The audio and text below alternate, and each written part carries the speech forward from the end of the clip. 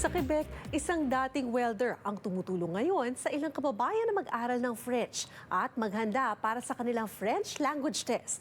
Kilalanin siya sa ulat na ito. Le plus important, ce n'est pas ce que tu as fait hier, mais ce que tu fais à partir de maintenant. Sa pinakahuling draw ng IRCC noong May 28, 4,500 ang naimbitahan maging permanent resident sa bansa. Ang pinakamababang score sa mga mapalad na napili, 409. Kaya naman, marami ang naiengganyo na mag-aral ng wikang French upang maipasa ang French Language Proficiency Tests, TCF o TEF. Challenge accepted. Ang letter na nahihirapan talaga ang tayo mga Pilipino is letter E ng French. Kasi wala siya sa alphabet natin. So ang tunog ng letter E is ganito. E. The N, E, L, B, R, T. R ako ng R. Yung R naman nila, hindi R ang bigkas kundi R. March 2019, nang mabigyang oportunidad makapag-Canada, dala ang experience bilang welder.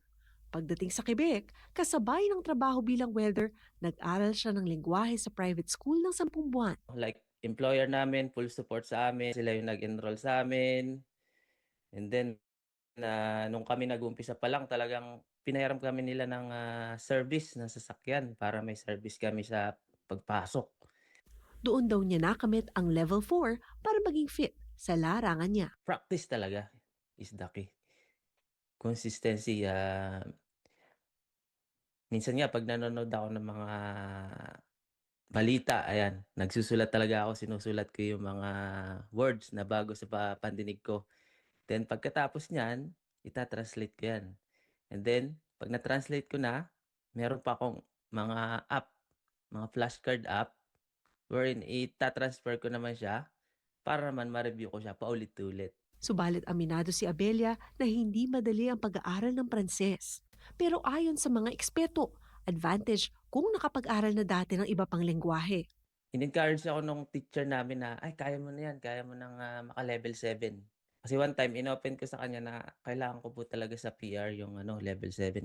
Level 5 daw ang nakuha niyang score sa unang subok sa TCF. Nagdoble aral. So siguro mga 1 year after nung first try ko, nag-retry ako. And then that time, nakakuha naman ako ng level 10 sa oral and then level 7 sa listening. Sobrang saya ako, syempre. Sobrang proud. Kasi, alam mo, level 7 lang hinihingi mo, pero ang binigay sa'yo, more than pa. Di ba?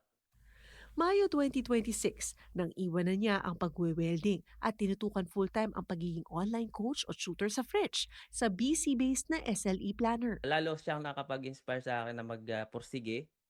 Kasi kung nagawa na ng iba, kaya din natin, di ba? So, parang yun na lang din ang ginagawa ko na ako, living proof na kaya ko, dapat kaya nyo din.